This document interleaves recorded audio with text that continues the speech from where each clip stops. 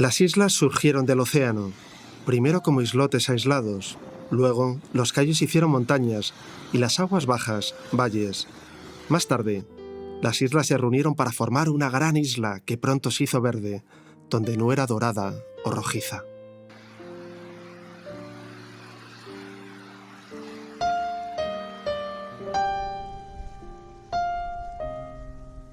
Cuba inspira por vocación y regala historias a cada paso. Tras desembarcar en Bariay, junto al actual Holguín, Cristóbal Colón relató a los reyes católicos: «Nunca tan fermosa cosa vide». Esas 5 primeras palabras, esas 22 letras, han sido, desde entonces, semilla de inspiración.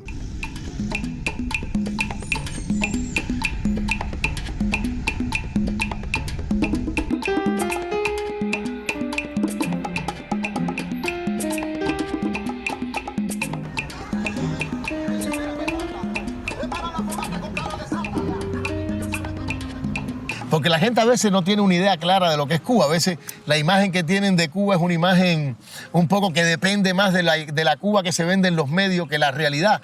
Que la realidad es mucho más compleja, pero es más rica también, tiene más matices, no es en blanco y negro.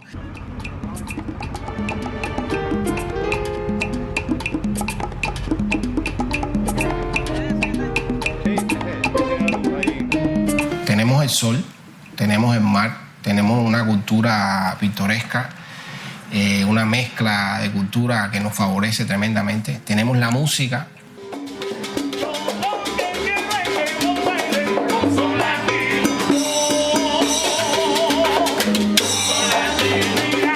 Nosotros fuimos colonizados por los españoles, así que esas raíces están aquí también. También los españoles trajeron a los africanos, vinieron también los chinos. Nosotros somos un potaje de todo eso también.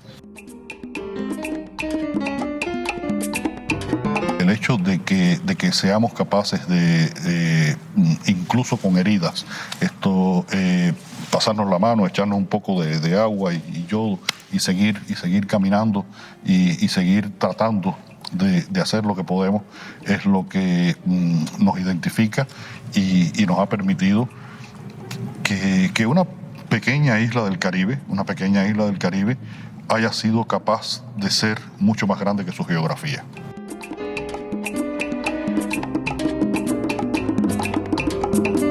Realmente no somos ni 1, ni 4, ni 10, somos una pila de gente. Somos un país entero haciendo cosas nuevas, renovadas, con distintos conceptos, siempre cubanos.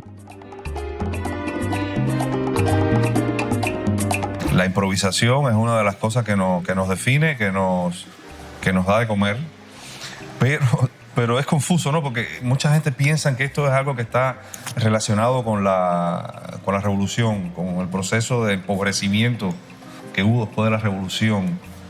Yo creo que no. Siempre hubo esa peculiaridad, siempre hubo ese nivel alto de creatividad.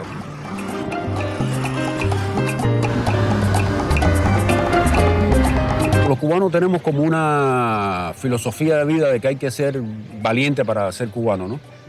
Para ser cubano no puedes asustarte, no puedes estar asustado, tienes que ir adelante y seguir adelante.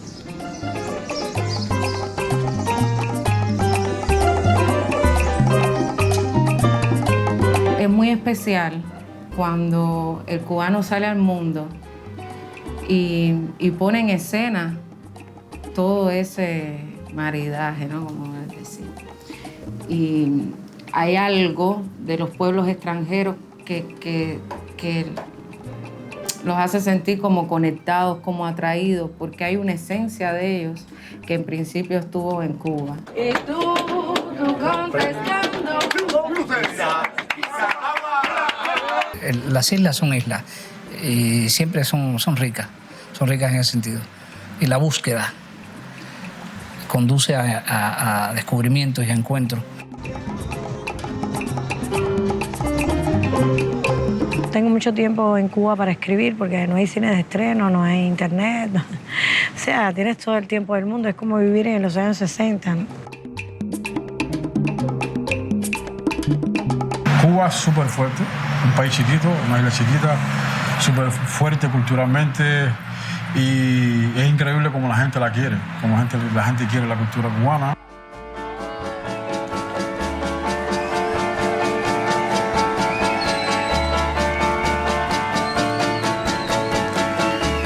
El cubano se levanta cada día a luchar, ¿entiendes? Cada día a conseguir, a sobrevivir, a coincidir o a chocar. Quiero salvar este bolero del olvido, para que cuando escuches tú que me quisiste, puedas cantarlo y recordar que yo te quise. Mamá y papá.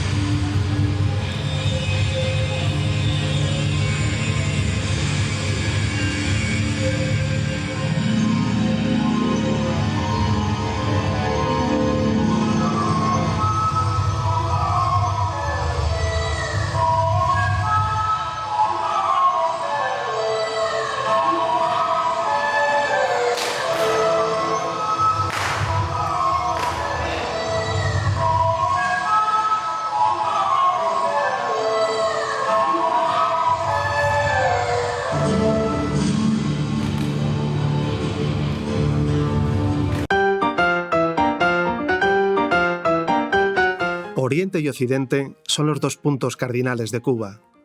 Desde Oriente a Occidente, Cuba cambió su historia. La colonización española, las guerras de la independencia, la revolución castrista. Y de toda Cuba, la Recoleta Baracoa es el punto más oriental, la primera de las 7 villas fundadas por el segoviano Diego Velázquez de Cuéllar.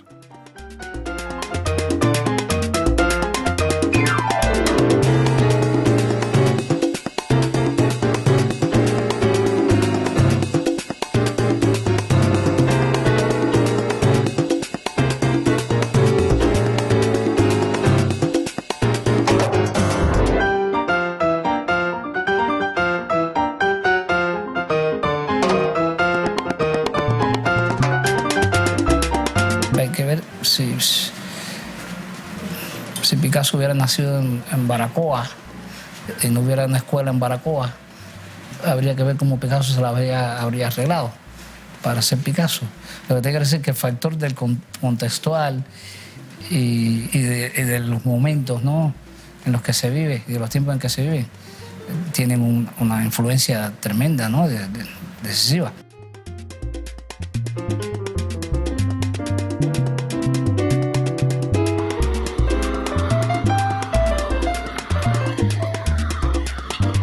De Cuba, soy la ciudad más pequeña, pero siempre la primera en el tiempo.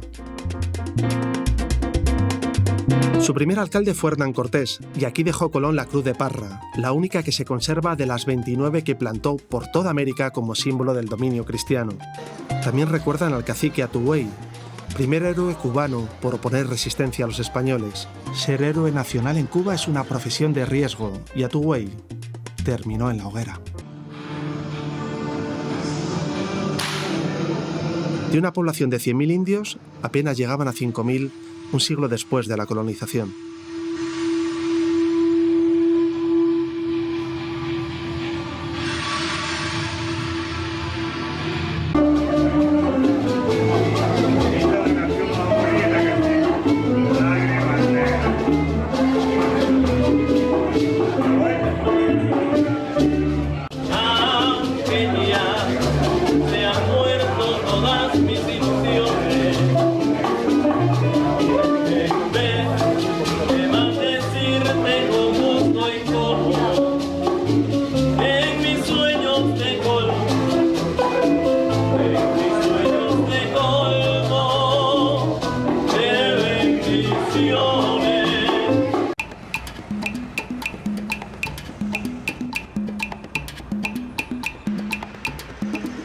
Cuando llegue la luna llena, iré a Santiago de Cuba.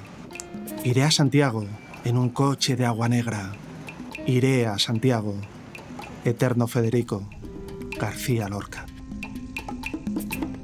Santiago es la tierra caliente. Santiago es la capital de Oriente. Es la cuna del ron, del carnaval, de las revoluciones, de la trova y del son. Y en Cuba, música y baile son el cordón umbilical que une a todo el país. ¿Qué cosa es un país sin el folclore? El folclore es la base de un país.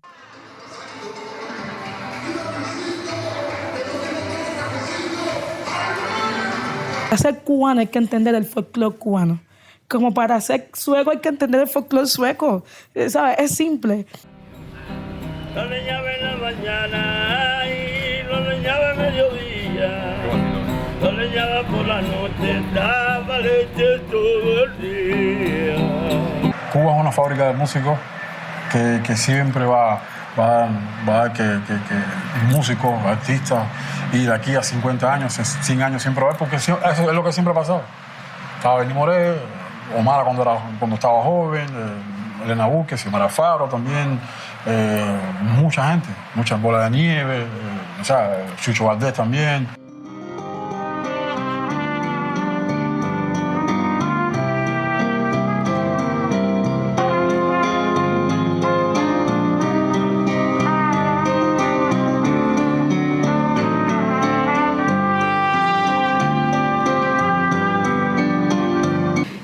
Debemos agradecer mucho a la mezcla que tenemos entre lo que trajeron los africanos, la polirritmia de los africanos, todos sus tambores, toda su cultura, y como las guitarras españolas y toda la melodía española. Es una pena que a veces en el mundo solo se conozca como lo que es la salsa, y cosas tan comerciales, pero hay un montón de géneros, guarachas, sones, danzones, danzonetes. Hay mucho que el que viene a Cuba no le alcanza una mochila para llevarse toda esa información.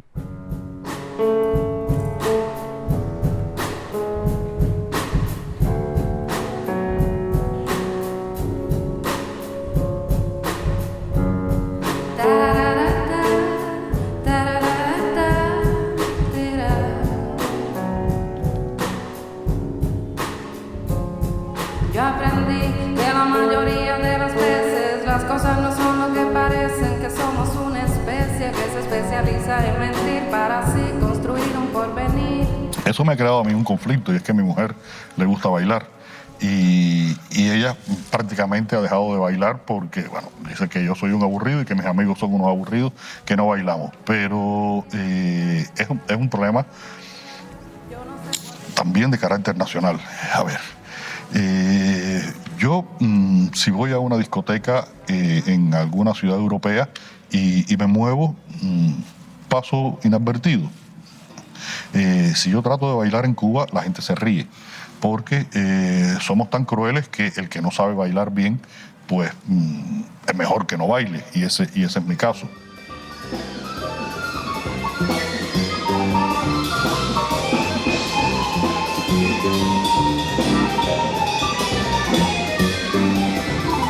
Y yo vengo haciendo música desde que era un espermatozoide.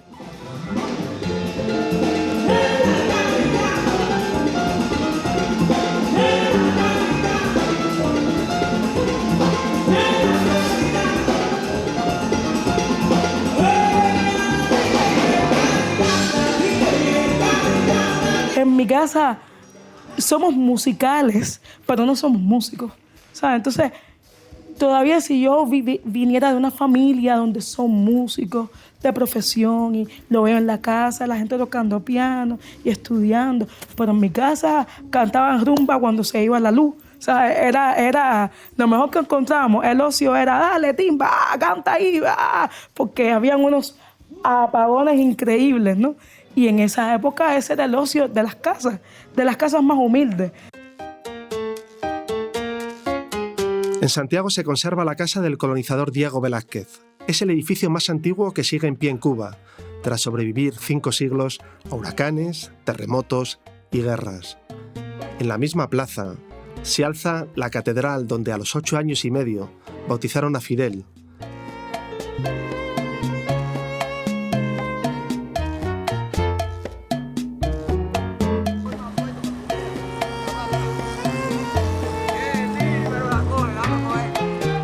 En Santiago perdió España su última flota en el desastre del 98.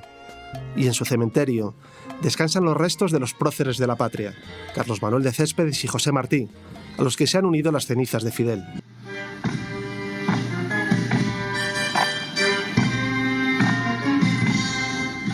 En el imaginario nuestro, realmente yo creo que era la expectativa, o sea, la personalidad de Fidel, el carisma de Fidel era muy fuerte, pero uno siempre pensó, hay mucha gente que con la muerte de Fidel el cambio que uno iba a notar dentro de la vida cotidiana iba a ser más rotundamente, iba a ser más profundo, ¿no? Que iba, no sé, que era algo, mucha gente pensó, bueno, ¿y qué va a pasar ahora, no? Pero en ese sentido yo creo que la vida sigue adelante. Y yo creo que al final, como en todas las profesiones, los políticos, los artistas, lo que queda es el legado que uno deja, la obra que uno deja, y la vida sigue, y es increíble cómo este país ha sabido continuar hacia adelante. Este país está ahora mismo atravesando un momento de transformaciones, de cambio, y realmente todo ha sido de una manera muy orgánica, no ha habido eso que se puede decir un antes y un después, así que tú digas marcado, ¿no? Como todo el mundo pensó que iba a ser. Las cosas siguen transformándose, pero al ritmo que venían ya antes. Esas transformaciones que están ocurriendo en Cuba no están ocurriendo a partir de la muerte de Fidel. Están ocurriendo a partir de que el mundo cambió y Cuba tiene necesariamente que transformarse. Y entonces son dos cosas diferentes. Entonces esas transformaciones han ido continuando y la vida sigue continuando, que es lo que prima siempre, la vida. También se escucha el eco de soneros como Compay II, 95 rosas en bronce sobre su tumba, tantas como los años que apuró las flores de la vida.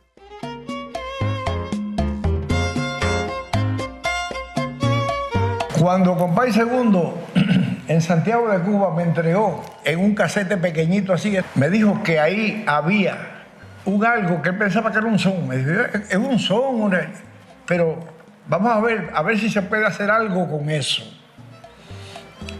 Y yo empecé a oír lo que él me había traído grabado y salió el famoso Chan-Chan, el tumbado de Chan-Chan, pero era nada más que la armonía del bajo y él cantando el mismo el Chan-Chan.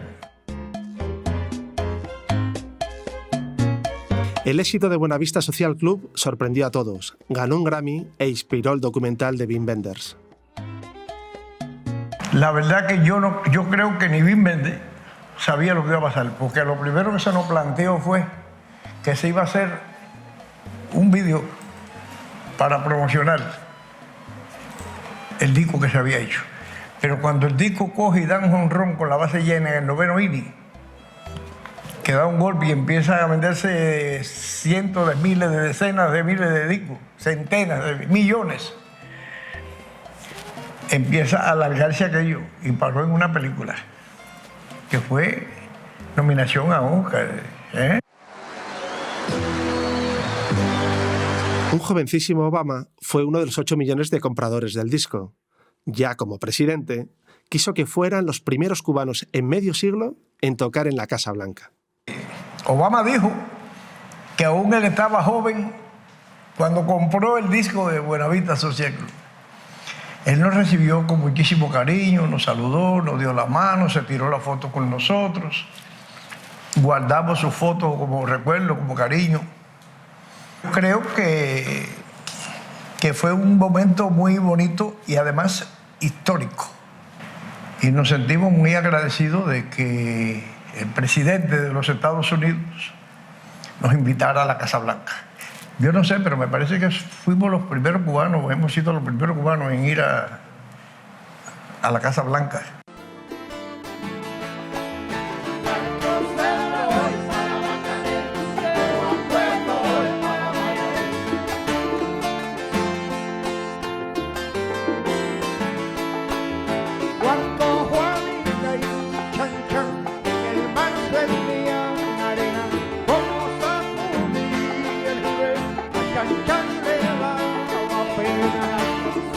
Elías Ochoa nos descubre uno de los secretos del universal son cubano.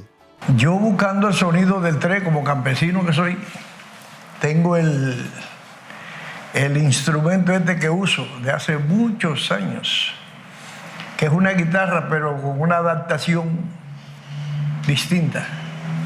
Porque las guitarras mías, son muchas, no tienen 6 cuerdas, tienen 8. No se afina igual que las otras guitarras. Mejor dicho, tiene una afinación como la otra guitarra. El mi, do, re, mi, sol, son así, pero con unas cuerdas que me dan un sonido adicional, una armonía adicional, y hace que el sonido de mi guitarra se pueda hacer un sonido bastante similar al 3.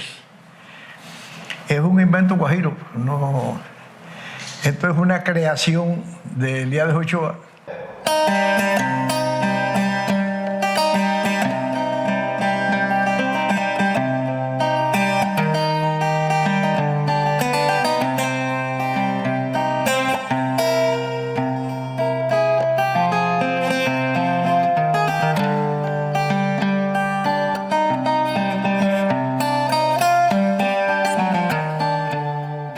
El chancán ha sido versionado,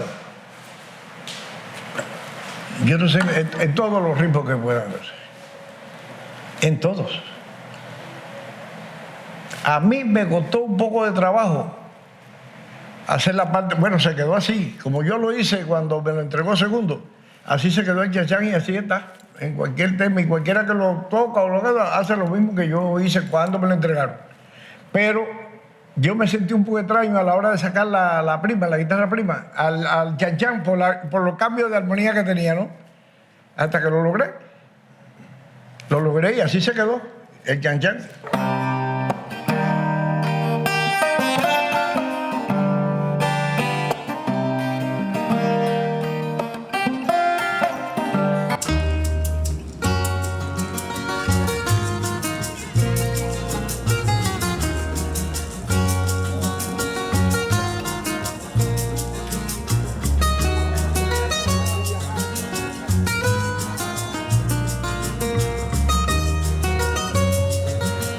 Antes de despedirnos de Santiago, nos encomendamos a la patrona de Cuba, la Virgen de la Caridad del Cobre, a la que, cariñosamente, acá le dicen Cachita. Ante su imagen se arrodillan cada día miles de cubanos. Virgen de la Caridad, Cachita, lo que no sabes tú, no lo sabe nadie. Javier Sotomayor le ofrendó el oro de los Juegos Olímpicos de Barcelona y Hemingway su medalla del Nobel. Los santeros también la veneran. En la religión afrocubana es Ochun, la diosa del amor y símbolo de la sensualidad. Los esclavos, obligados a adorar a desconocidas imágenes cristianas, resolvieron con el sincretismo religioso.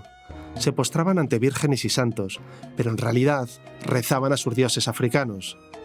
Siglos después, la santería sigue en auge. Yo soy religiosa, pero ante todo soy cubana y ante todo soy músico. Mi religiosidad está dada por la música. Yo me enamoré de la música folclórica mucho antes de pensar en ser religiosa o practicar o coronarme. Casi todos los músicos cubanos que no son religiosos por tradición familiar se hacen religiosos por la música.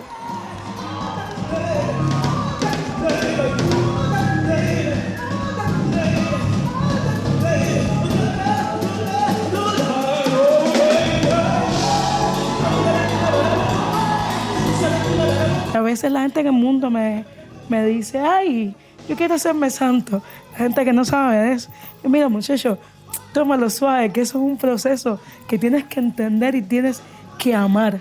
No es algo que vas a hacer para ganarte 1 kilo, ni te va a dar dinero, ni te va a dar viaje, ni te va a dar nada. Te va a dar estabilidad mental, te va a dar salud, te va a dar prosperidad.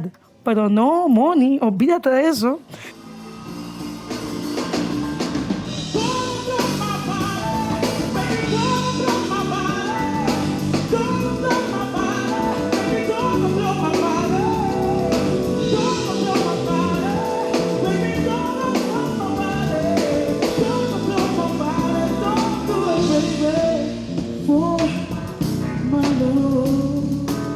Hay una espiritual, una mujer de Cristo, una mujer de Dios, y para mí Dios pone el querer como el hacer.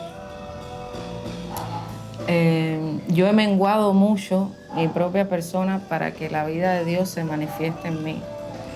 Porque yo, como todo ser humano, soy totalmente falible. Por eso es que fue necesario Cristo, que era infalible. ¿De qué le sirve al hombre que gane todos los tesoros del mundo si pierde su alma? Hay que detenerse y darse cuenta de lo esencial.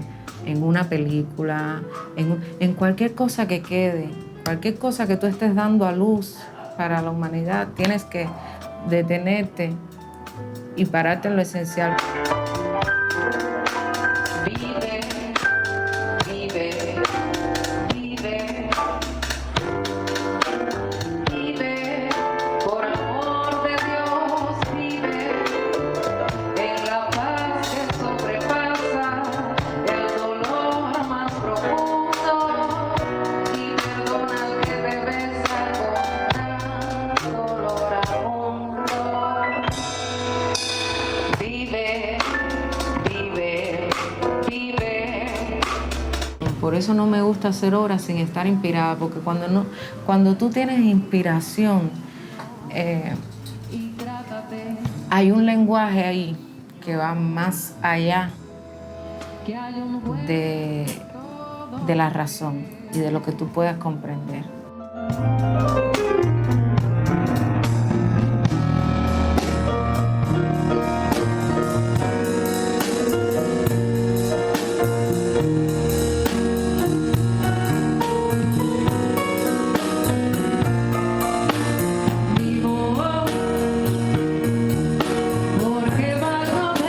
Guaymaro está en los libros de historia porque aquí se gestó la primera Constitución cubana.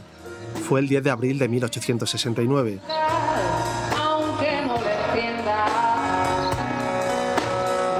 Pero recorremos sus calles porque es la ciudad natal de Roberto Fabelo, el pintor cubano vivo más cotizado. De niño buscaba papeles por las calles para dibujar. Hoy sus cuadros superan los $250.000 en las subastas de Christie's en Nueva York. Yo desde niño vengo dibujando. O sea, uno puede enviciarse desde niño. No puede tener vicios desde niño. Lo tengo del dibujo desde niño. Todos los niños yo creo que dibujan. Yo seguí. La luz todo lo revela. Y desde luego cuando digo que el dibujo es como la niña que come de la mano, creo que es una frase que he tomado prestada, no sé de dónde, de hace muchos años. Pero la relaciono también con esto otro que te acabo de decir, que me permitió comer mejor también. Y eso pues no es nada desdeñable, ¿no? En medio de la pureza creadora y de la pureza del medio, del dibujo, digo que sí, que me ayudó a vivir espiritual y materialmente mejor. Su obra está en las colecciones más prestigiosas de todo el mundo, como los Uffizi, en Florencia. Ha ilustrado, además, libros de escritores como García Márquez y Leonardo Padura, o de músicos como Silvio Rodríguez y Joaquín Sabina. La producción de Fabelo refleja el esfuerzo diario del cubano por la supervivencia a través del reciclaje, los desechos convertidos en obra de arte. En efecto, el cubano ha optimizado todos los objetos y las cosas hasta el último momento. Pues el cubano ha tenido un ingenio tremendo, creando y usando cosas. Y es que uno le pone una mirada, o sea, uno mira hacia esos objetos, hacia esos residuos, uno los mira con una mirada particularmente interesada en llevarlos más allá de su aparente muerte, ¿no? Entonces, pues, en mi caso, usando viejos calderos, viejos utensilios de la cocina, en ellos mismos he encontrado una simbología que tiene mucho que ver con el esfuerzo cotidiano del hombre por procurarse alimento, por la subsistencia y por la mesa como escenario de de muchas cosas, ¿no? De escenario de asuntos relacionados con la sociedad.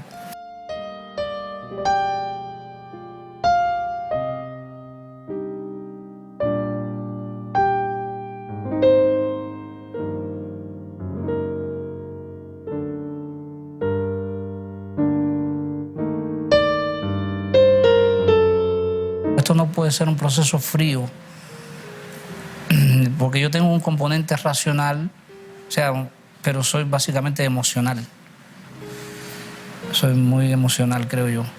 Entonces, inevitablemente ha pasado a formar parte de mí cierto racionalismo, cierta manera de diseñar y de organizar un poco mi vida, mi creación. Pero me encantan esas zonas que no logro controlar y ese futuro que a veces tú no logras ver exactamente. Y eso te tira, ¿no? Para seguir descubriendo cosas.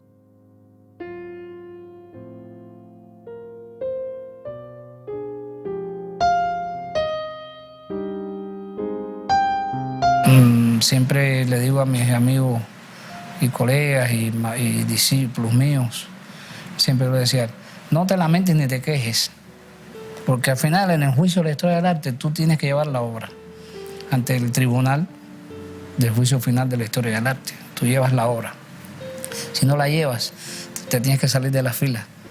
No puedes empezar a decir que no tenías un buen taller, o que no tenías comida, o que no tenías pinceles, o que no tenías... Lo que le interesa a la historia del arte finalmente es la obra que tú dejaste hecha. Y si tú tienes necesidad de hacer una obra, tú te la sacas hacia afuera, con residuos, con desechos, con detritus, con lo que sea. Y con muchas ganas. Sí, el amor es Dios, el amor es Dios. Sí, el amor es Dios, el amor es Dios, el amor es Dios, el amor es Dios. Cuba es el país del Caribe insular con más bienes patrimonio de la humanidad. Camagüey es ciudad patrimonio al igual que La Habana Vieja, Trinidad y Cienfuegos. La ciudad de los Tinajones es la cuna del poeta nacional Nicolás Guillén, descubridor del son como forma poética. Songoro cosongo, songo B, songoro cosongo de mamey, songoro, la negra baila bien, songoro de uno, songoro de tres.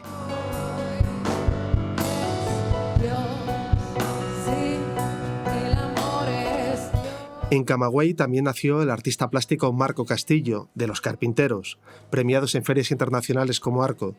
Ante la escasez de los 90, buscaron materiales reciclados, sobre todo madera. De ahí su nombre artístico. Comenzaba el periodo especial, ¿no? Ese momento tan duro que devino en una hambruna. Básicamente lo más importante era que no había nada que comer. Aparte que no había todos esos materiales y todos esos recursos que no solo los artistas, sino que todo el mundo necesitaba, suministro, etcétera. Lo más que impactaba es la necesidad primaria, ¿no? Que es hambre. Había un hambre profunda. Pero esto no quitaba que los programas de clase siguieran. El movimiento intelectual, la creación, el pensamiento, o sea, no nos hundimos, ¿no? Más de un cuarto de siglo después, Los Carpinteros están en la Tate Modern o en el Pompidou. El éxito no les cambió. Tú sabes, yo era un muchacho que yo no tuve zapato cuando tenía hasta que tuve 5 años para entrar a la escuela. Yo nací sin zapatos. Yo nací con los pies puestos en la tierra. Crecí con los pies puestos en la tierra. Por lo tanto, yo creo que sigo con los pies puestos en la tierra. Es una de las cosas que tal vez ha ayudado a esto, es el trabajo en colectivo. El trabajo en colectivo te hace que siempre tienes a alguien al lado para decirte que eres un gilipollas cuando lo estás haciendo. Yo creo que eso es una de las cosas que nos ha ayudado. Porque he visto muchos amigos perderse en el laberinto ese de la fama y del dinero, ¿no? A finales de verano de 2018, Los Carpinteros deciden continuar sus carreras en solitario.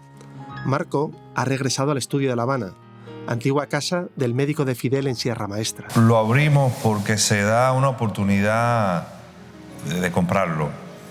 Antes no se podían comprar casas, estaba prohibida la compra y venta de casas, y apenas que eso se relajó, pues nosotros nos lanzamos a conseguir un espacio. Queremos hacer una biblioteca que tenga un uso público, un uso al público, ¿no?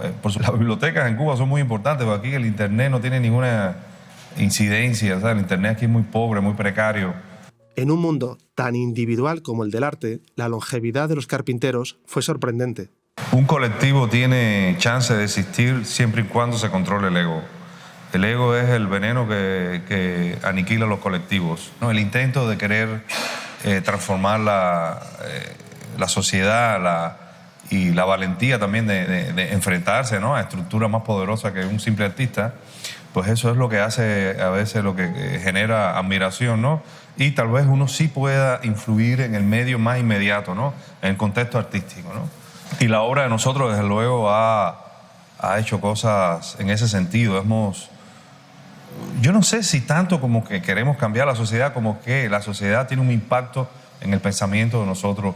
Vivimos en una sociedad bastante politizada, crecimos en un ambiente bastante político, entonces es natural tener esa manera, ese ademán, tú sabes, cuestionador. El trabajo de nosotros es una esponja que absorbe toda esa politización y la filtra y la convierte en objeto artístico.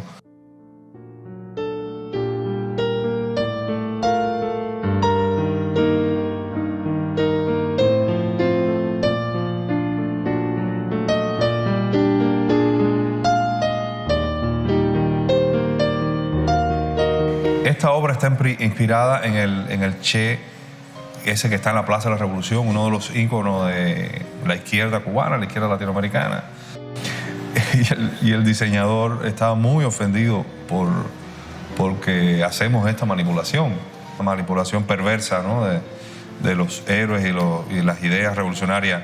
Realmente en esta serie lo que está pretendiendo es retratar a personas que tienen la edad que tuviera Che Guevara. Murió, un hombre que murió joven, y él no vio el proceso de desarrollo de lo que él creó, de lo que él trabajó. Ese proceso tuvo altas y bajas, tuvo momentos hasta de sufrimiento, persecución, incluso momentos de contrario a lo que él hubiera defendido, ¿no? Y por eso hemos retratado a estos señores que son los que siempre estuvieron ahí, todavía están vivos. Este señor se llama Félix, un señor que tiene la edad de Che Guevara y está vivo, ha vivido todo eso, ha estado presente, ¿no? Y así, ese es así como nosotros trabajamos el lenguaje político.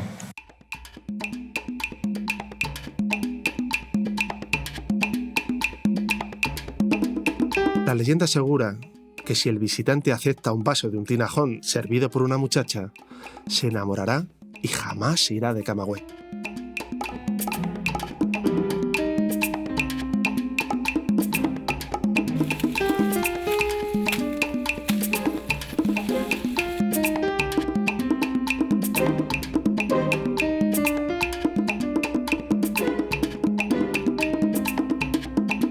Es una isla que es cruda, todo está cruda. Tú viajas en el filme que yo hice con un Pichi, Amor Crónico.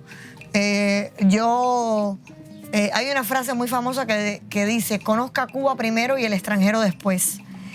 Mi abuela siempre me la repetía, ¿no? Mi abuela, que era canaria.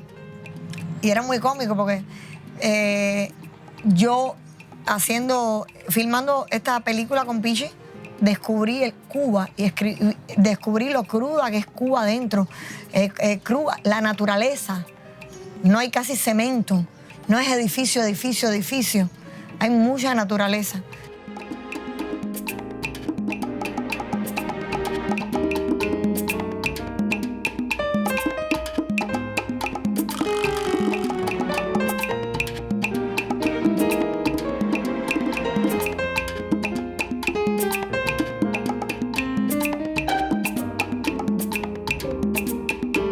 Camino de Trinidad, La carretera nos lleva al corazón del Valle de los Ingenios. Los ingenios azucareros dieron nombre al valle y fue un centro económico vital para Cuba. Un paraíso convertido en infierno para miles de esclavos. Carne de yugo ha nacido, más humillado que bello, con el cuello perseguido, por el yugo para el cuello. El universal niño yuntero, de Miguel Hernández.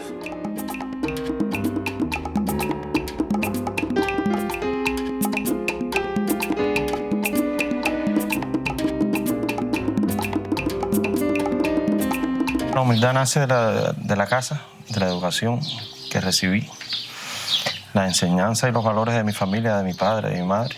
Toda esa energía que uno recibe de pequeño te marca para siempre. Inevitablemente la infancia que viví, que me tocó vivir, por suerte, en mi pueblo, allá en Manaca, Iznaga, cerca de Trinidad, me aclara el paso del camino que llevo.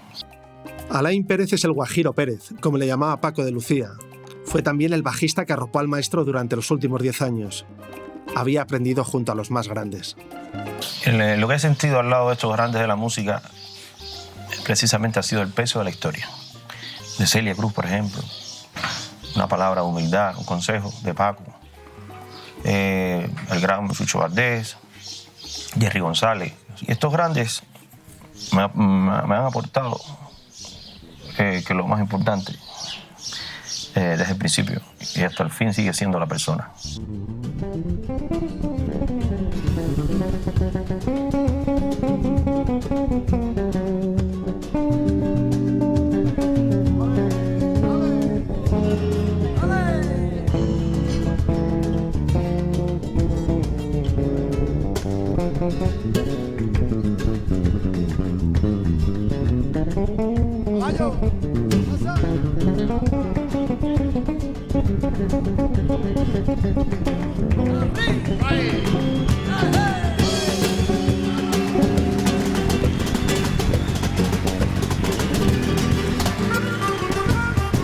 Que yo venía nutrido de toda la música cubana tradicional, de la escuela de arte, de la música clásica, del jazz, pero el flamenco me lleva a... Ahora me doy cuenta que viene siendo esa misma esencia pequeñita del pueblo, de la tradición, de eso que hablamos siempre. Pero claro, cuando yo choco con el flamenco, me llena de ilusión, de interés, de incertidumbre, de búsqueda por algo que yo decía, ¿por qué esta gente son tan felices? Esta gente están como la rumba en Cuba, gozando. Y dije, bueno, pero el cuadro cambiaba, ¿no? Pero el fin era el mismo, el propósito era el mismo. Y yo quería formar parte de esa alegría de ellos. Y entonces ya, me dejé llevar y por suerte esa cosa que tengo yo de guajiro, que tienen los guajiros, bueno, algunos. Saber estar es muy importante. Es más difícil saber estar para tocar el flamenco y cualquier otra cosa, pero en el flamenco hay que saber estar.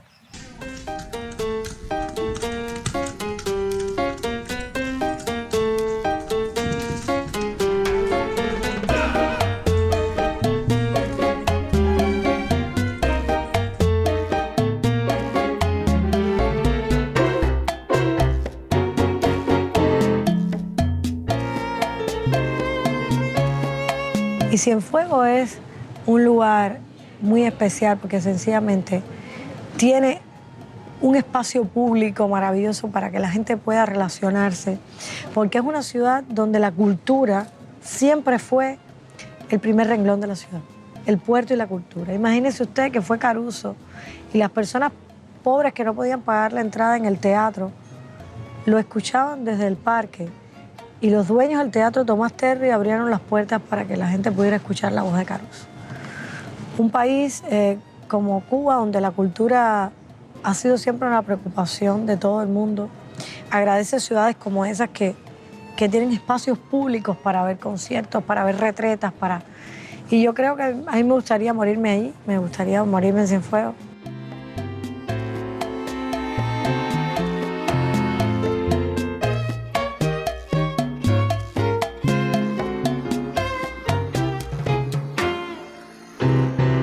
En esta ciudad, antigua sede de la burguesía criolla, creció Wendy Guerra, la escritora cubana más internacional es una desconocida en su isla.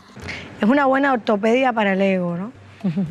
Es como un castigo, te van a conocer, te van a publicar en 18 lenguas, la crítica griega te va a aplaudir, te van a dar todas las medallas en Francia, pero en Cuba te van a encontrar tus amigas en la calle. ¿Te fuiste del país? ¿Dónde estás?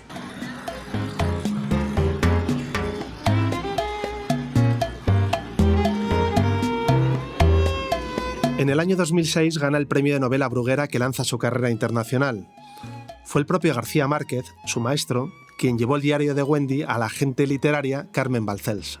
Hay un poema de Cifredo Ariel, un poeta cubano que ahora está por Barcelona, que dice, refiriéndose a su contexto, la ingenuidad solo se pierde una vez y la vida es muy larga.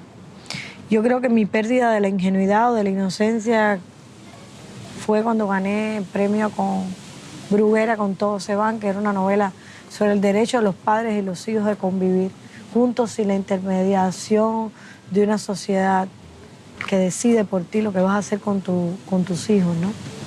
Y ya en ese momento perdí la confianza, perdieron la confianza en mí.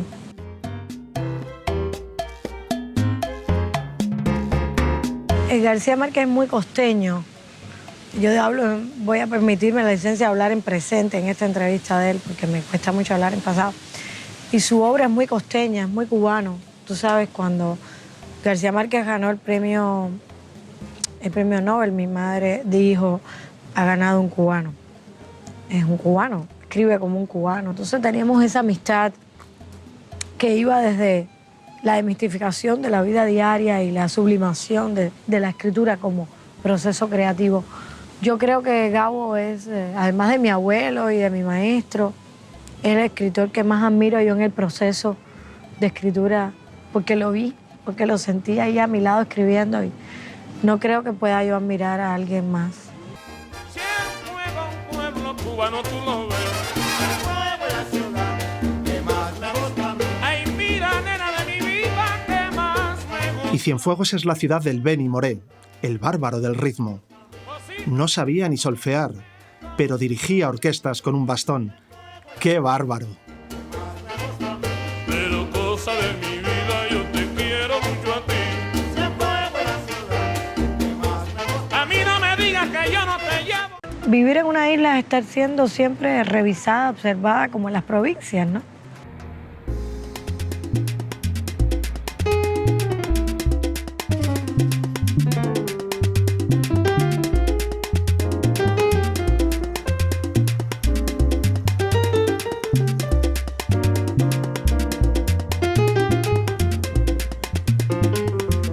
Yo creo que la literatura es hija de la desgracia, es hija de la infelicidad, hija de la amargura, hija de los problemas, de la oscuridad. Yo empecé a escribir con fuerza precisamente en la etapa peor de mi vida. En septiembre del 94 empecé a escribir Trilogía Sucia de La Habana y era un momento muy amargo en mi vida, era un momento muy triste porque yo había tenido un divorcio muy esquizofrénico, pero además el país estaba entrando en la peor crisis económica de toda su historia, el llamado periodo especial. Y en ese momento que había tanta hambre, tanta miseria, yo con mi situación personal también un poco descalabrada, desequilibrada, empecé a escribir con mucha furia, con mucho horror, con mucho miedo, con mucha angustia, pero también un poco depresivo. Era una mezcla, ¿no? Y de alcohol. Mucho alcohol, mucha lujuria, mucha promiscuidad, mucha tormenta interior. Y ahí fue que empecé a escribir unos cuentos que me daba igual lo que pasara, porque era una gran descarga, era una gran catarsis, que después poco a poco fueron tomando forma, fueron 3 libros y finalmente fue la Trilogía Sucia de La Habana. Trilogía Sucia de La Habana se ha traducido a 22 idiomas. Hay 2 o 3 editores que siempre están como tratando de publicarlo, pero que tienen que pedir permiso, pero no saben a quién pedirle permiso, como que hay. Es muy simpático eso, ¿no? Tengo que pedir permiso, pero ¿a quién le vas a pedir? No sé, pero tengo que pedir permiso. A ver si se va quitando ese estigma, ¿no? De pedir permiso. Si tú eres el editor, arriésgate, dale, vamos adelante y vamos a publicar el libro ya. Por fin, 2 décadas después, en 2019, Trilogía Sucia de La Habana se ha publicado en Cuba. La larga espera, ha terminado.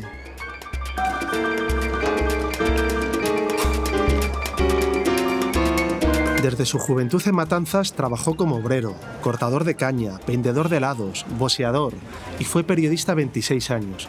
Pero Pedro Juan, de ascendencia asturiana y canaria, tenía claro el propósito de su vida. Cuando yo tenía 17, 18 años me leí Desayuno en Tiffany de Truman Capote y dije, yo quiero escribir y quiero escribir así. Esto no parece literatura. Parece que Truman Capote te está... Y yo lo estaba leyendo en una traducción de Bruguera, traducción malísima, horrible, porque era una traducción muy española, muy castiza, ¿no? Con zetas. Y así, con zetas, y así todo, era maravilloso. Por mucho que el traductor se esforzara por joder la novela, no podía. Estaba tan bien escrita que no podía joderla. Entonces yo quiero escribir así de esta manera. Esto no parece literatura. No hay retórica. Está escrito de una manera y quiero hacerlo, pero para eso me parece que no debo estudiar literatura. Es decir, si me pongo a estudiar mucho, eso voy a perder audacia, voy a perder osadía. Y debo de conocer mucha gente. Es mejor tener mujeres, tener amigos, viajar por ahí, viajar todo lo que pueda. Y ese proyecto que me lo puse en la mente con 18 años lo fui cumpliendo. Así que yo creo que ha sido fundamental plantearte un objetivo cuando eres joven, ¿no? Un objetivo fuerte para toda tu vida.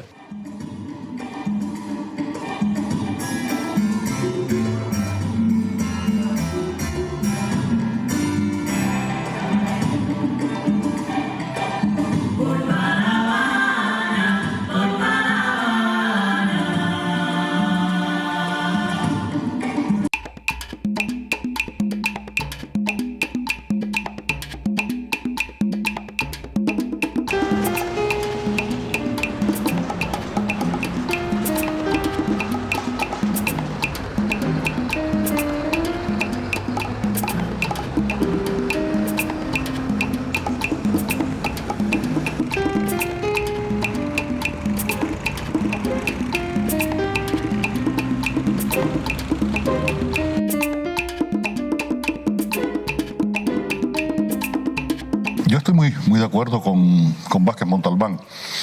Él dijo en una ocasión, en una entrevista, no sé si él lo tenía muy elaborado, que los poetas pertenecen a un país, pero que los novelistas pertenecemos a una ciudad.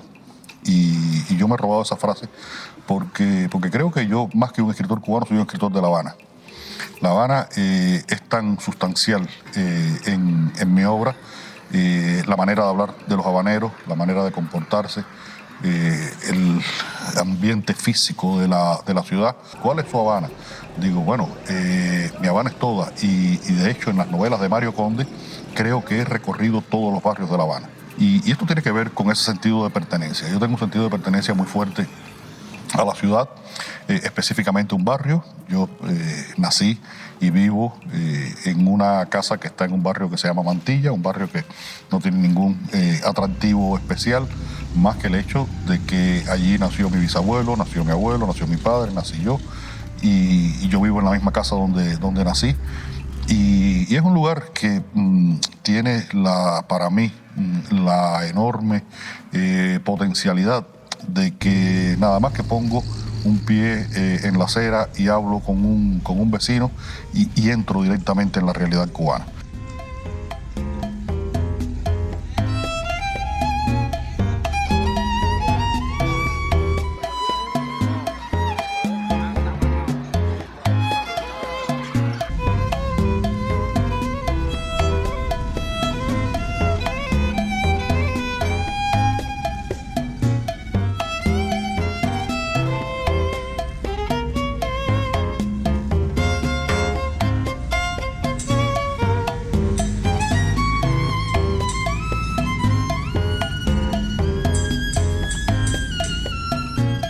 La Habana es como una dama que tú la ves venir y está toda harapienta. Es como una homeless en este momento en que estamos viviendo. Pero sabes que es una mujer de mucha clase y con una gran cultura. Eso para mí es La Habana.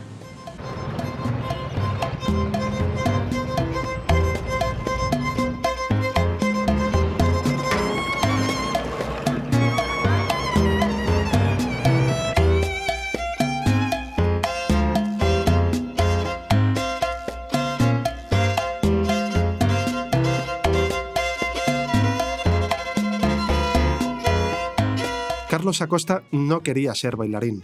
Soñaba con convertirse en el Michael Jackson de Cuba o ser futbolista. Sí, yo siempre digo de que lo más importante que me ha pasado a mí en mi vida es mis orígenes. Pero bueno, sí conocí la humildad, conocí el hambre de cerca. Una vez me acuerdo que tuvimos que comernos nuestras mascotas. Teníamos 2 mascotas que eran dos conejos. Que cuando yo tenía un niño, ¿sabes? Eran lo más grande para mí y llevábamos mucho tiempo comiendo arroz y frijoles y al final mi hermana tuvo que cocinarlas y nos tuvimos que comer los conejos, ¿entiendes? Porque llevábamos tiempo sin comer carne y en esa época también, al mismo tiempo, mi papá estaba en prisión 2 años, mi mamá al mismo tiempo estaba agonizando en cama con una hemorragia cerebral y mi hermana, la mayor, era quien cocinaba, pero lo que lograba era una especie de experimento químico, ¿no? Que teníamos que comernos muchas veces sin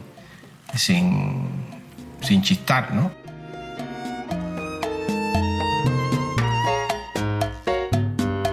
Los orígenes míos, bueno, orígenes humildes del barrio Los Pinos, una barriada en la periferia de La Habana. Y siempre vi cómo mi papá trabajaba muy duro, manejando su camión, transportando frutas de un lado a otro de la isla. Y sin saberlo ya nos iba inculcando el valor hacia el trabajo y hacia el esfuerzo.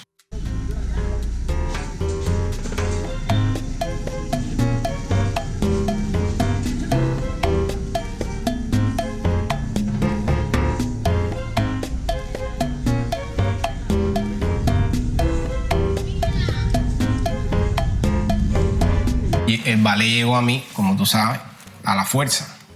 Realmente a mí no me gustaba el ballet, ni sabía lo que era.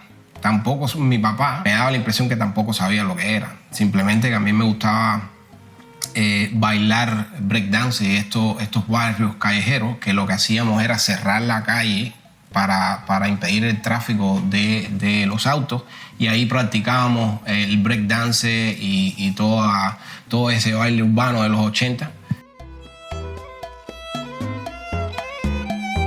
Yo quería ser Michael Jackson, pero como yo no estaba solo, mucha gente que quería ser Michael Jackson. Y entonces ahí constantemente, todos los días practicábamos para retarnos con otros barrios de La Habana. Y así fue que llegó el mundo del ballet a mí. Hasta un día que mi papá me agarra dando vueltas de cabeza en la bodega del barrio y por poco me mata. Me dio una golpiza ese día que fue tremendo y entonces de ahí él habló con una vecina de los bajos de mi casa y le explicó que estaba con estas pandillas bailando baile, no sé cosas, y la vecina entonces le recomendó el ballet. Y al yo preguntarle qué cosa era el ballet, él no sabía ni lo que era el ballet. Entonces así fue que llegó el ballet. Él básicamente no contó conmigo, me puso a la fuerza ahí. De un barrio marginal de La Habana a primer bailarín del Royal Ballet de Londres durante casi 2 décadas. El primer negro en encarnar a Romeo y a los príncipes blancos. El ballet nació en las cortes europeas. Y el príncipe hoy en día, independientemente que África siempre tuvo monarcas y príncipes y reyes, los príncipes, cuando uno los recuerda, pues son rubios, son trigueños, entonces negro es muy, muy difícil. Y todavía se ve ese fenómeno, por ejemplo, no en una sociedad como la ahora del siglo XXI, la sociedad debe estar representada en el escenario tal cual. No podemos pues, buscar una narrativa en el escenario, en cuestiones de ballet, representando una sociedad que no existe.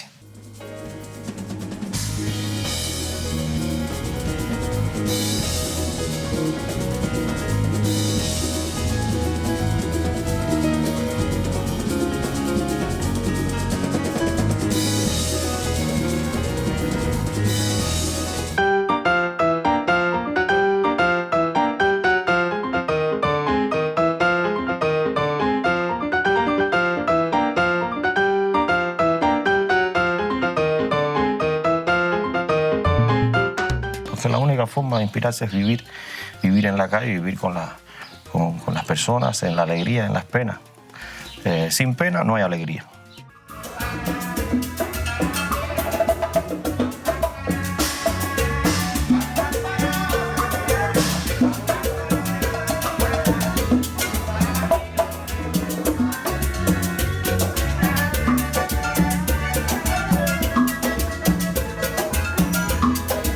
Sí, era una pregunta siempre obligada, sobre todo hace unos años siempre me decía, ¿y por qué tú sigues en Cuba? Y yo siempre respondía, porque es que yo logré en Cuba lo que muchos cubanos salen a buscar fuera, ¿no?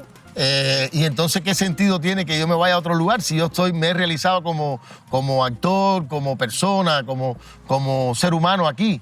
Y entonces he batallado siempre contra esa pregunta que se ha vuelto casi un tópico, donde quiera que voy.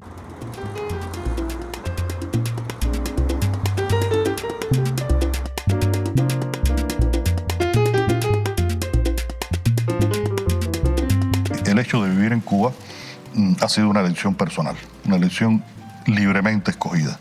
En el año 1992 se estaba viviendo en Cuba una crisis económica terrible.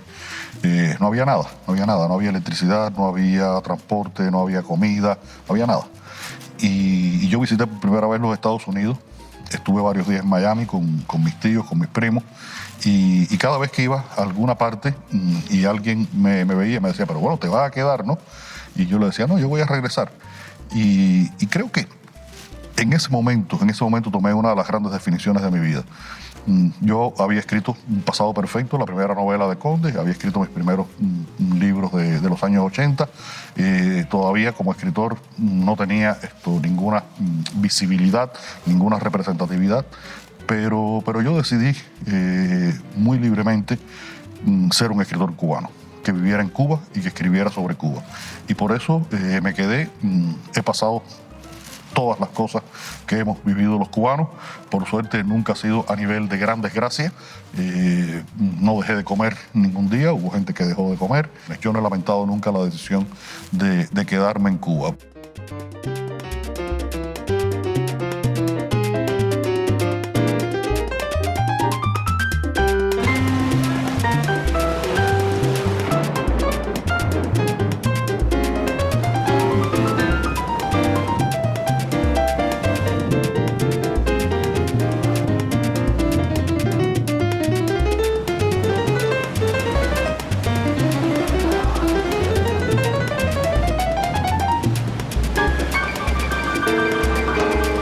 Yo he tenido la suerte, yo no soy un cubano típico, yo he tenido la suerte de viajar desde que tenía 32 años. Viajé la primera vez a la RDA, la Alemania comunista, después fui a la Unión Soviética, después seguí viajando solo siempre, como unas veces como periodista, otras veces como poeta. Y cuando tú viajas, que puedes salir de la isla y volver a entrar, pues creo que valoras mucho más lo tuyo, ¿no? Aprecias mucho más lo tuyo. Tu casa, tu barrio, tu gente, tu familia, tus raíces, tener tus libros, tener tu rincón, tener lo tuyo. Y eso tienes que defender. Cuando estás en otro país, quieras que no, eres un exiliado, eres un extraño, no tienes amigos o tienes pocos amigos, pero estás quedándote siempre un poco con lo que dejaste atrás, ¿no? Y yo creo que esas vidas escindidas son a veces un poco estériles.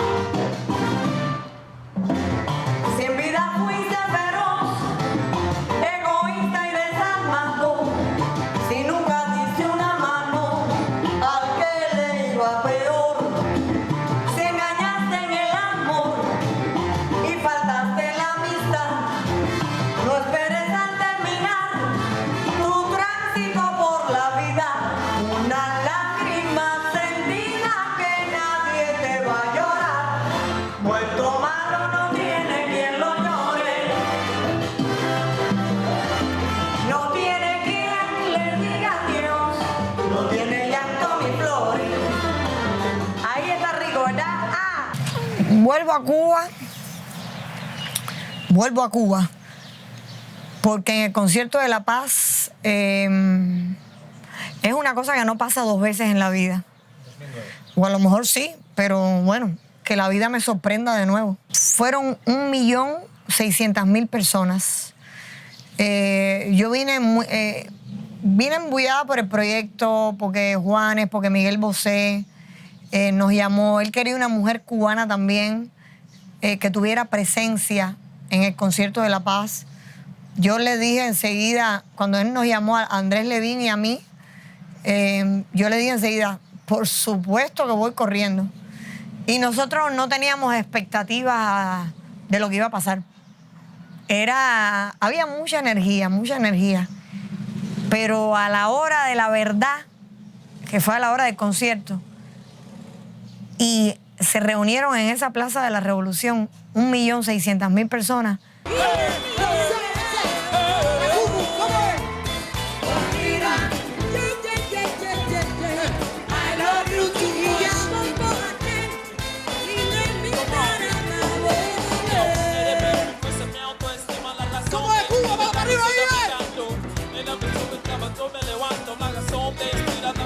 Y fue grandioso porque yo creo que ese concierto marcó los cambios que hoy en día hay en Cuba. Y decido volver por eso.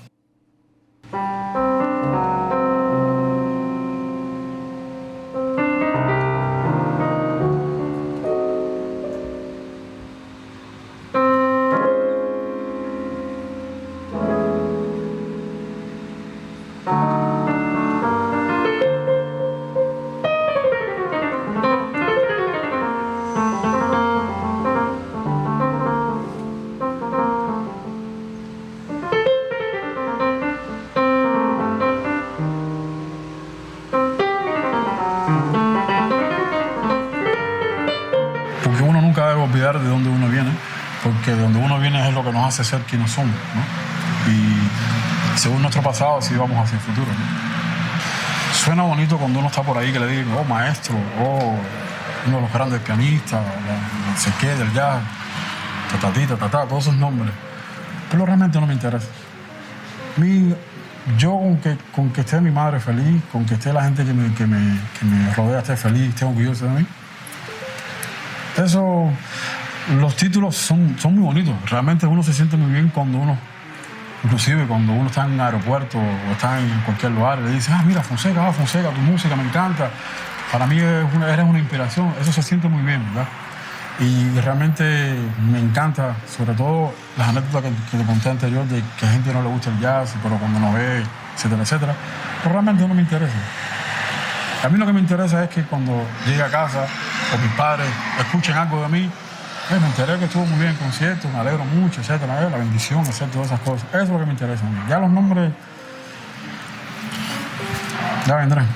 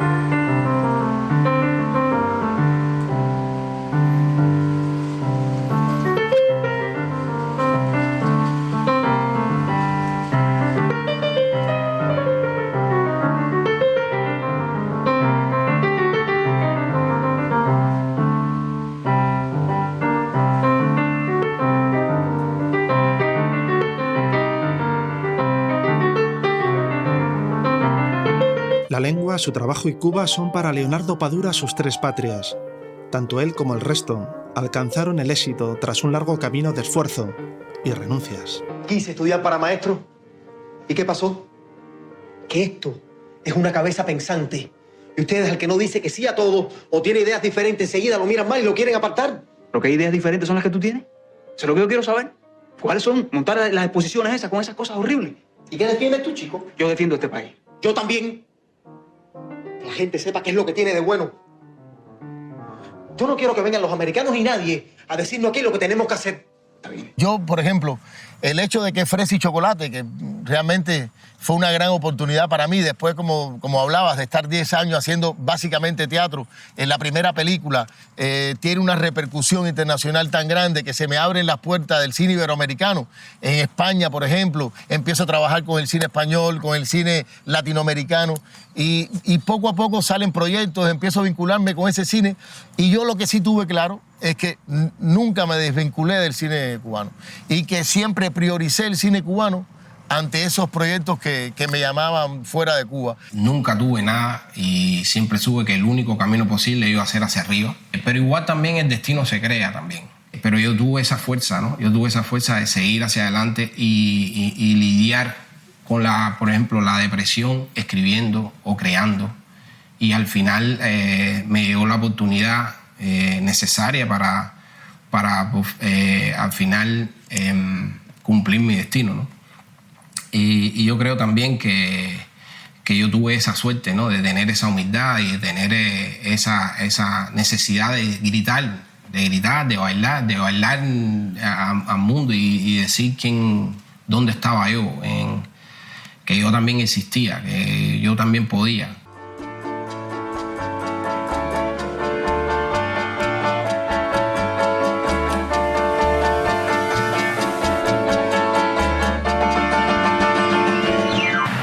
Imposible tener un Roberto Fonseca o que exista un Roberto Fonseca sin primero la educación de mis padres.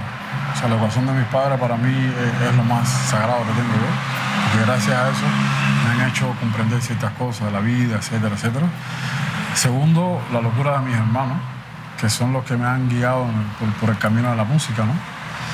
Y gracias a la educación y a la locura de mis hermanos de la enseñanza con la música, es lo que me ha despertado a mí querer tener más información sobre ciertos estilos. Y es lo que me ha hecho a mí tener la mente abierta y ser receptivo a todo lo que me puede ayudar para con la música.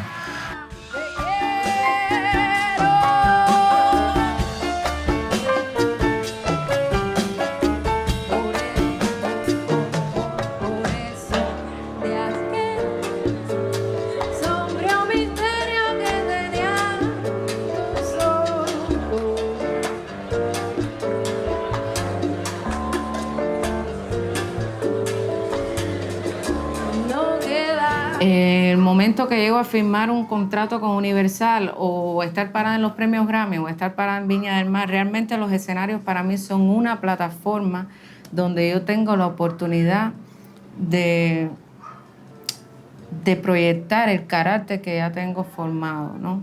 Danay Suárez era la favorita para ganar el Festival de Viña del Mar en 2017, pero en la última actuación, para sorpresa de todos, cambió la letra en un alegato a favor de la vida. Yo sé que yo acabo de perder la gaviota, pero para mí es importante salvar una vida hoy aquí.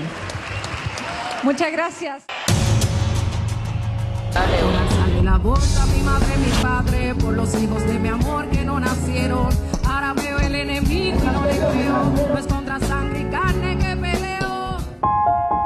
Necesitaba cambiar la letra porque ya con eso cumplí ese propósito espiritual. Lo que dije está muy fuerte, pero ya va a quedar grabado, eso es lo que quería. Ha sucedido algo esta noche que por lo menos para nosotros es nuevo. Les quiero explicar a ustedes que la representante de Cuba cambió la letra de la canción. Un acto muy atrevido, porque no solo cambió la letra, la mejoró en un 100%. Las reglas a veces son para romperse cuando se mejoran las cosas. Lo vamos a dejar, por lo tanto, para el día de mañana. Mantenemos en suspenso la entrega definitiva de lo que va a suceder en la competencia internacional.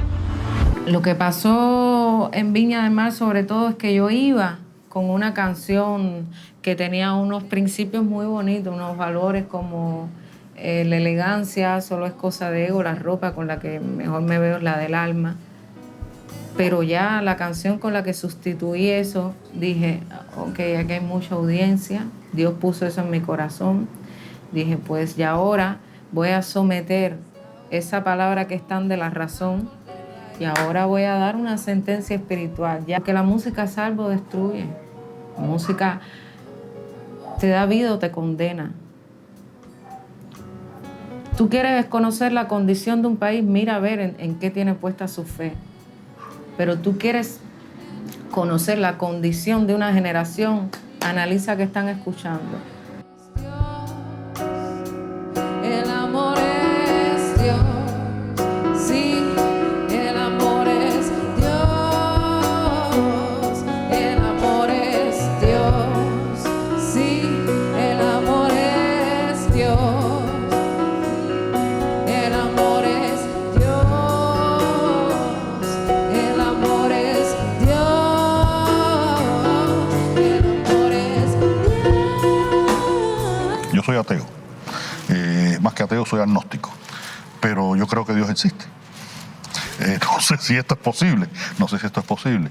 Y yo creo que Dios me tocó en la frente en un momento determinado. Me llaman por teléfono, una persona me dice, soy Beatriz de Moura, la directora de Tusqués.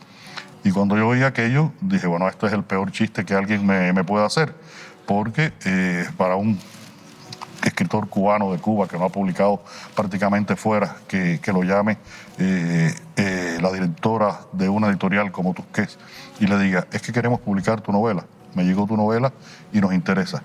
Bueno, pues creo que fue ese toque de Dios en la frente. Pero ese toque de Dios en la frente me llegó porque yo había trabajado, fue el resultado del trabajo. Y te digo que si tengo un orgullo en mi vida, es que lo que he logrado no se lo debo a nadie, se lo debo única y exclusivamente a mi trabajo.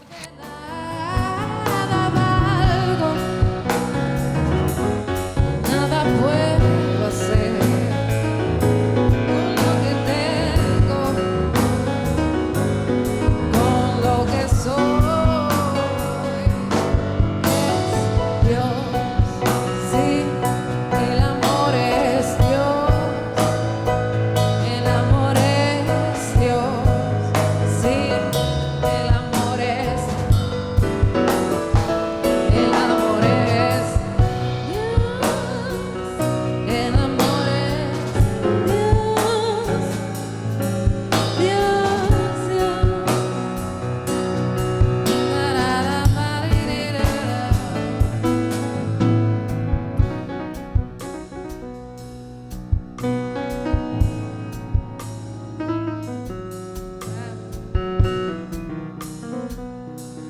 Uno siempre regresa a la raíz siempre regresa el hombre. Entonces, a mí Cuba, como todos los cubanos, nos tira mucho. Yo también siento la necesidad de ayudar a mi país, ¿entiendes? Mi país me dio la posibilidad de estudiar esta arte gratuitamente y yo considero de que el agradecimiento, la gratitud es una de las cualidades más importantes del ser humano. Estuve bailando en todos lados del mundo. Estuve bailando, como tú dijiste, tuve una carrera que me llevó por todo el mundo. Y yo quería dedicarle esta segunda mitad de mi vida, por decirlo de alguna manera, a todas las energías, a ayudar a mi país.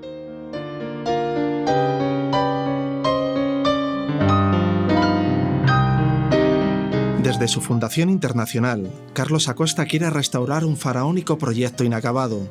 Su gran sueño es devolver a la vida uno de los edificios más singulares de La Habana, la Academia Nacional de las Artes, que nunca vio la luz. Le tengo que dedicar más fuerza, toda la fuerza a lo que estoy cultivando en Cuba ahora, que yo creo que es muy necesario y le da a la gente esperanza. En fin, a mí me da mucha ilusión.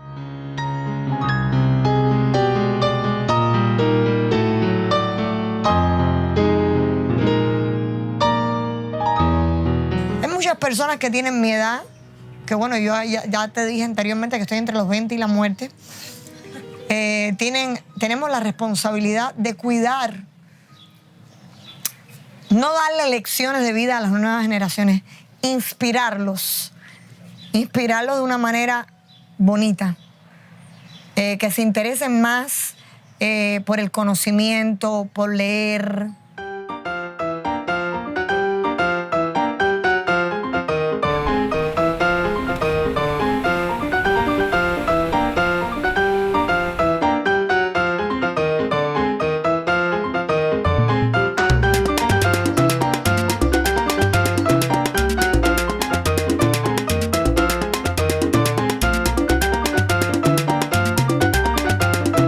la única manera que yo creo que pueden ser mejores si damos la batalla desde acá adentro para que sean mejor, ¿no? Y le damos la batalla en el campo que nos toca a nosotros, a través del arte, a través de cómo nos expresamos, a través del cine, de la literatura, de la pintura. Tenemos que seguir con el mismo compromiso, haciendo un cine comprometido con nuestra realidad, en su complejidad y en su profundidad. Aunque tengamos contradicciones, aunque tengamos... Pero esa batalla la podemos dar desde acá adentro. Entonces eso también le da sentido a seguir aquí, a seguir intentando transformar este país a través de nuestro cine. Es un cine que por eso tiene una identidad, porque es un cine profundamente nacional. O sea, que cuenta historias que nos representan a nosotros, nos describe cómo somos, nos describe nuestras contradicciones y siempre tiene un pensamiento crítico y un espacio para ese pensamiento crítico, que eso es lo que le ha dado valor al cine cubano, que ha sido una voz que nunca se ha callado. ¿A ti te gustan las mujeres? A mí me gustan los hombres. Eso es perfectamente normal. Además, ocurre desde que el mundo es mundo. Y no impide que yo sea una persona decente ni tan patriota como tú. Sí, pero tú no eres revolucionario. ¿Quién te dijo a ti que yo no soy revolucionario?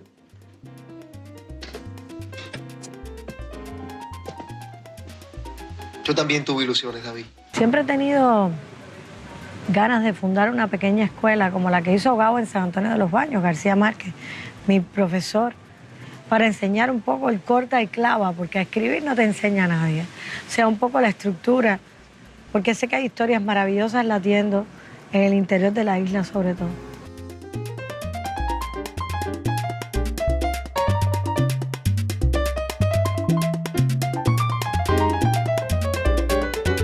Y si cantas rock en Cuba y te llega un viaje, como se dice en Cuba, un fasten, para donde sea, para España, siempre hay alguien que dice, pero tírame algo cubano, mézclalo ahí con el rock, a ver, tú sabes, para ver cómo te cuelo. Claro, porque hay un punto en el que hay que ser autóctono, hay que ser auténtico, hay que defender tu raíz.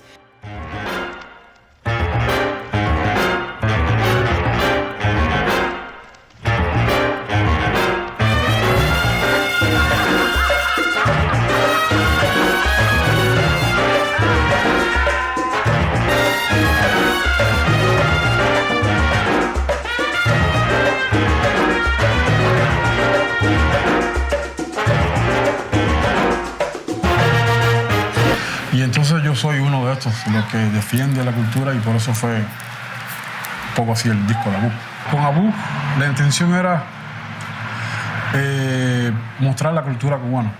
O sea, no es que quiera romper, porque a mí no me preocupa eso, ¿no? Porque yo estoy seguro de lo que soy, de lo que represento, estoy seguro de lo que hay en mi país, estoy seguro de la cultura de mi país, pero también un poco como que confirmar más la grandeza, la riqueza que tiene la cultura cubana. O sea, el disco Abú, como lo dice, es Cuba, no al revés, porque no es que sea Cuba al revés, sino Cuba escrita de atrás para adelante, que es lo que quiero hacer yo con el disco Abú, ¿no? Que es lo que quise hacer con el disco Abú, escribir un poco la cultura desde unas épocas hasta hoy en día, y lo que pudiera sonar en el futuro también. La Habana y sus contrastes. Los cruceros han vuelto a su bahía y se construyen nuevos hoteles de lujo junto a edificios que se caen por cansancio. Hay quien me dice, bueno, trilogía sucia, El Rey de La Habana, se pudiera escribir hoy perfectamente en Centro Habana. Y digo, sí, seguro. Entras en Centro Habana a fondo, no la esquinita del malecón, la orillita del malecón, pero entras un poquito más a fondo, más adentro, o en La Habana Vieja, y ahí están todas las historias y más. Porque además hay gente que me dice, es que tú escribiste muy duro. Digo, no, en general yo tenía que reducir la realidad. Yo tenía que reducir la realidad para hacerla creíble, porque había cosas tan violentas, cosas tan brutales, cosas tan macabras, tan increíbles, tan desesperantes, que no son cosas creíbles. Si tú las escribes tal cual, no son creíbles.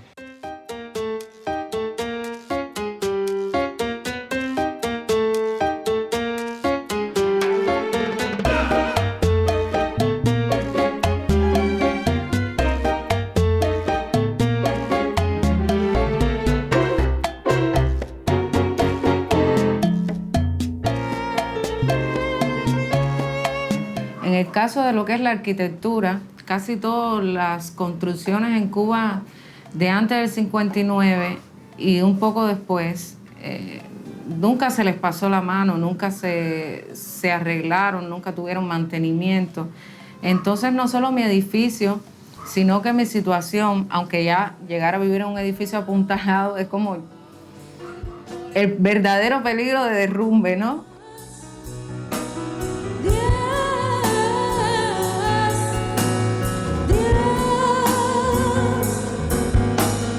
Si no tengo amor de nada valgo, nada puedo hacer. Caímos en un pozo. Económicamente el país se desarma, no hay nada, y empezamos a tener una terrible responsabilidad, que era la responsabilidad nosotros con 35, 40 años de sostener a nuestros padres y criar a nuestros hijos. Y fue una pelea muy dura, muy complicada, muy desgarradora, y en la que además empezamos a tener noticias de cosas que no conocíamos.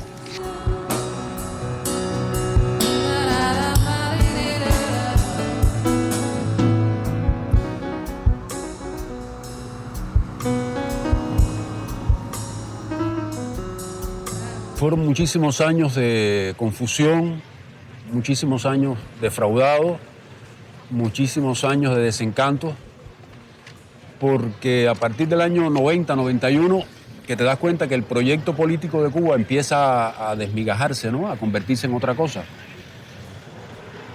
Toda mi generación se desencantó mucho y se desmoralizó mucho, y a unos les dio por el alcohol, a otros por la religión, a otros se fueron a Miami, otros se quedaron desencantados en la pobreza más grande del mundo en sus casas. Cada quien hizo lo que pudo, ¿no? Lo que podía hacer. Y en mi caso particular, el alcohol. Mucho alcohol y escritura. Por suerte empecé a escribir enseguida y la escritura me fue salvando.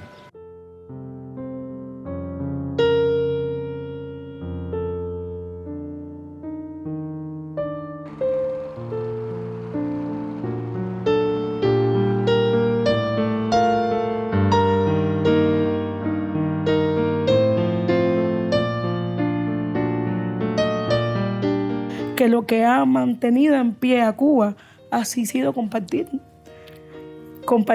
todas las cosas unos a los otros. Es lo que nos ha salvado la campana durante una pila de años. La giraldilla es la imagen de La Habana y el símbolo de una espera sin fin. La inspiró una noble segoviana, Isabel de Bobadilla. A cada atardecer subía al castillo de la Real Fuerza a la espera de su amado, Hernando de Soto. Él nunca regresó, porque murió buscando la fuente de la eterna juventud. Tras décadas de penuria y espera, llega ahora la esperanza para una Cuba que se abre al mundo a través de su cultura. Cuba, date cuenta que es una isla también y que durante muchísimos años estuvo muy cerrada, estuvo bloqueada por Estados Unidos y autobloqueada también. Había un bloqueo y había un autobloqueo. Y es una isla, es decir, que tú no puedes salir caminando y llegas al país de al lado. No. Allí si sales caminando te comen los tiburones. Así que no puedes irte así tranquilamente, no es tan fácil. Entonces ahora hay como una explosión, es lo que está pasando, ¿no? Hay como una explosión, ha habido menos controles migratorios, hay más facilidades y hay mucha gente que está tratando de viajar, de salir aquí y allá. Entonces hay como esa explosión también de deseo de ver el mundo, ¿no? Algo típico de todos los isleños, ¿no?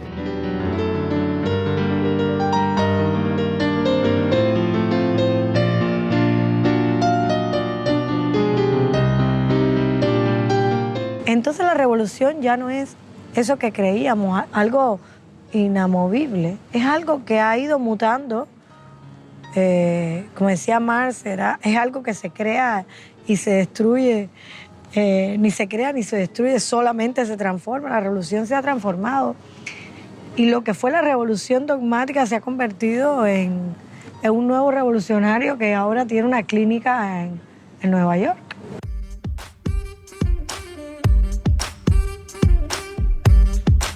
La fábrica del arte cubano, la FAB, simboliza los nuevos tiempos.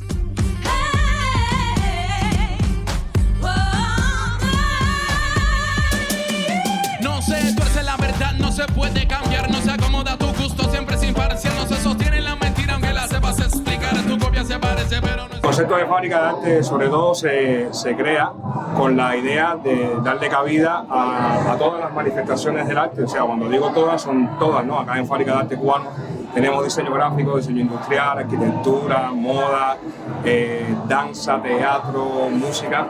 Y precisamente uno de los objetivos siempre fue acercar al público joven de la capital y obviamente, bueno, de la capital y del país, incluso al público internacional. Y obviamente reflejar en un mismo espacio todas las manifestaciones del arte.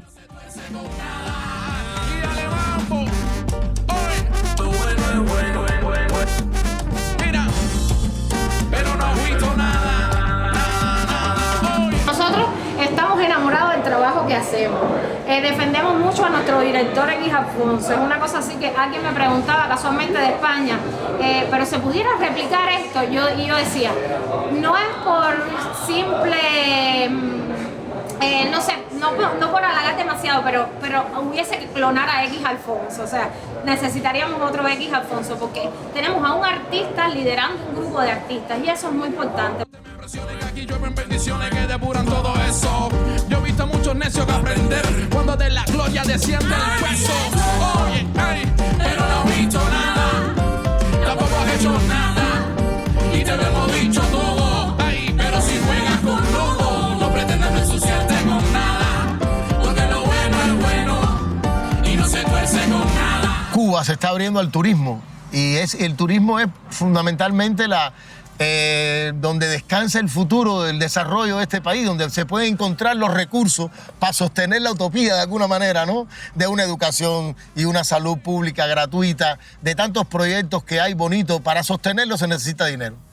Y aquí no hay petróleo, no hubo dinosaurios, hay muy poco. Entonces lo que hay es playas hermosas como esta que estamos, y el cine también es un aliado fundamental de esas transformaciones en Cuba. Y el cine, no solo con el cine nacional, el cine cubano, defender ese cine es muy importante, pero abrirse a que venga Hollywood a filmar acá es fascinante, si les va a encantar, porque las locaciones son maravillosas, hay mucha experiencia, hay un alto nivel técnico, nivel de actores, hay, como te decía, locaciones, películas de época, los coches están, no vaya, es un museo rodante lo que hay aquí en Cuba. O sea, hay muchas cosas que realmente interesarían a las grandes producciones a venir a rodar acá. Y ese dinero se puede reinvertir en el cine cubano una parte. Un tema que estamos haciendo juntos. Somos Nube Roja, le hicimos Fox y tiene un proyecto tremendo, swing. Sí. Dices un montón de cosas locas. Música funky cubano. No me toca. Sé que hice algunas cosas mal, me pasé de copa, pero no me fui con otra. Y sé que por mi vena no corre sangre azul. A ti te gusta el norte, a mí me gusta el sur, dime tú. Dime qué es lo que tú quieres, mami. ¿Quieres un castillo en la montaña? Una mansión en Nueva York, un mayordomo y un avión. Pero yo con mi barquito de papel, así te enamoré, me robé tu corazón. Ay, qué problema. Yo no pensé que no poder tocarte. Déjate llevar y punto y aparte. Tú sabes que lo mío es el arte.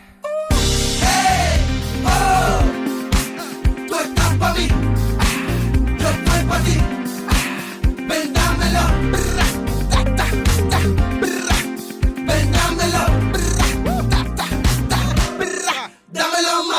Hay una fertilidad espiritual tremenda. Y todos los días por la mañana brotan artistas y gente creadora, gente ingeniosa. Yo creo que es una nación joven, con una historia compleja, con una historia muy rica. Y el hecho de que haya generado, es casi desconcertante, que haya generado tanta gente, tanto ingenio durante tanto tiempo y que eso sea inagotable, es una cosa de verdaderamente, digo desconcertante, no, digo que es impresionante.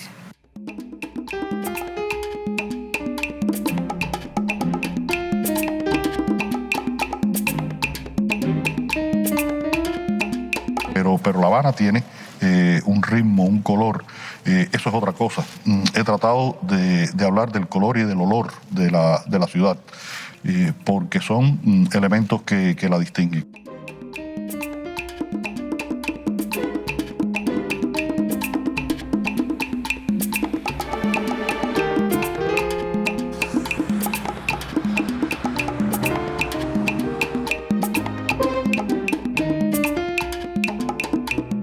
Y imagínate quién va a escribir la vida cotidiana. Yo creo de mi generación, de mi mundo, creo que habría que hacer un estudio de la obra de Padura, de la obra de Pedro, Juan, de mi obra, que es un diario, que ahí anota lo que comes, lo que tomas, lo que te hace daño al estómago, la farmacia, que hay en la farmacia.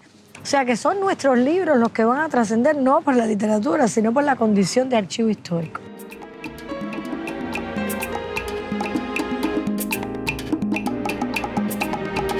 Terminamos nuestro viaje donde comenzó la historia.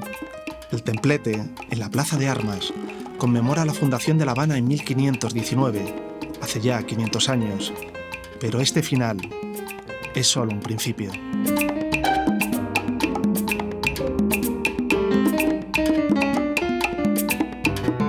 Vamos a quitarnos las máscaras, vamos a ser sinceros y vamos a ir a Cuba buscando el talento que está así de sobra para darle la oportunidad.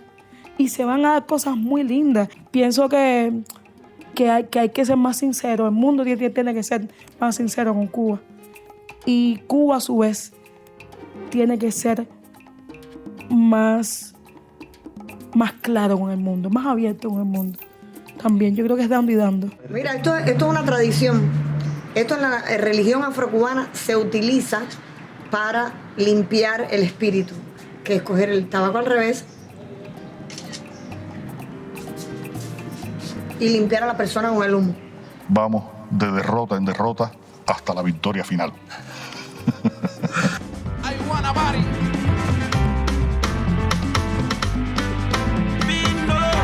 De La Habana para Manhattan y de Manhattan a La Habana, muchachos.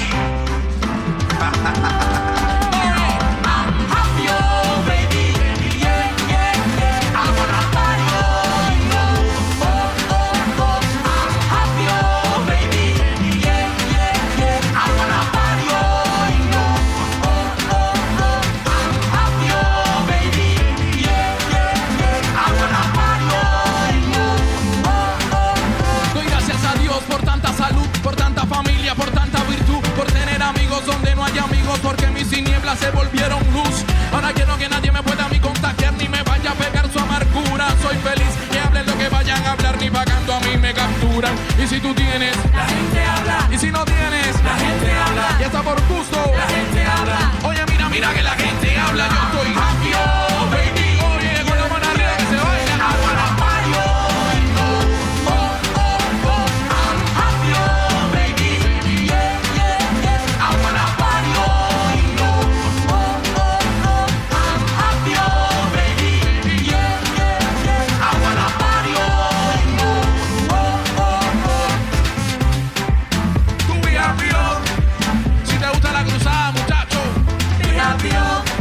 Si tienes poco, si tienes mucho, ay, mira.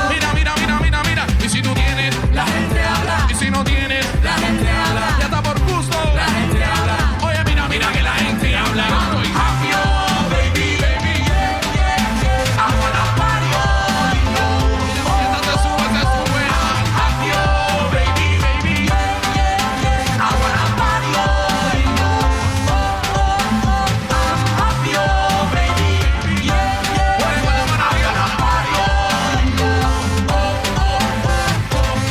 Entonces, siempre es una oportunidad para tomar buenas decisiones. Hemos dado otra vuelta, no te pares, confiesa. Otra vez ocurrió, el milagro llegó y otro día comienza. Quizás 24 horas más tendrás para obrar, no abandones y piensa. Hay otra oportunidad, se nos dio, aún no llegó la sentencia. Pues ya eso, el que pida más es un goloso, como dice el dicho.